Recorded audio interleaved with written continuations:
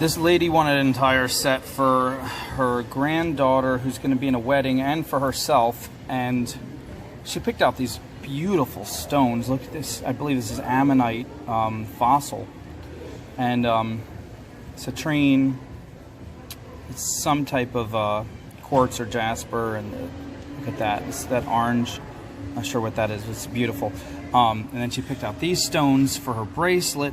These are going to be earrings, obviously. This is for her bracelet. This crystal, can't see, it's actually more of a green. There we go. With all these little crystals, that's going to be her ring. And this is all well and good, but I quoted her a price when I thought she was going to use stones that I had. And all my stones mostly are drilled at some point, so it's so much easier to anchor the wire, and then you can focus on making pretty loop-de-loops and, you know, scaffolding and stuff. She picked all stones with no holes. She just went to a crystal store and got super excited. And when I informed her this is going to be harder and it's going to take longer, she seemed a little bit concerned, but she still wanted to go with it. So, and here's another thing. She wants these to be very close. So there's no, I mean, if they had a hole drilled, I could just stack them as close as she wanted. But without a hole, I started wrapping these two. And what I did was I made the loop, but I kind of recessed the loop. Oh, come on, camera, stop playing. I recessed the loop so that I could just use the tiniest jump ring to connect them. This wire is so thin, I didn't want to leave an open loop that I could open and close with 26 gauge. And luckily, it's really craggly, so a very simple wrap grabbed onto it, and that's secure.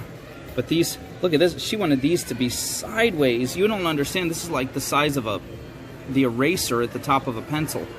And she wanted these to hang sideways, so I had to make a double loop on the back there, pretty much right on top of itself, to put the jump ring on either side.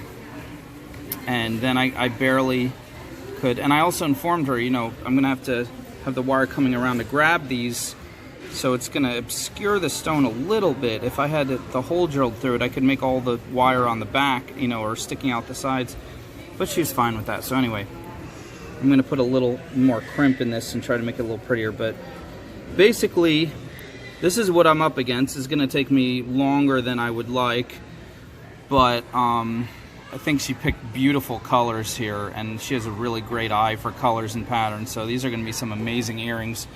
This bracelet is going to be fun, too. She doesn't realize this amount of chunkiness is going to, I had to explain to her, this is going to go all the way around her wrist, and these two stones are not even going to show until she turns her wrist around. But that's okay. So, and this is just the beginning. She's going now back to the crystal store to pick out a ton of crystals to make this ornate dragonfly for a hair clip. And I'm going to have to make the entire dragonfly, the shape of the dragonfly, and then she wants all these, she basically wants like a sculpture with stones embedded just in the right places, and she has all these ideas. So, you know, I'm just happy with myself that I didn't undercharge her. A lot of times in a case like this, I would, I would, you know, because I quoted her a price before she added all this extra stuff, and I said to her, I said, basically, I'm going to have to more than double the original price because there's so much more work now.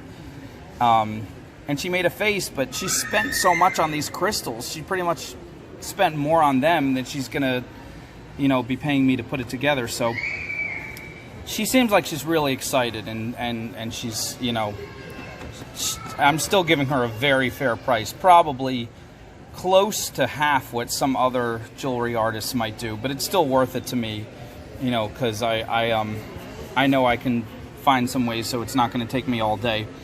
But anyway, just want to show you guys fun stuff.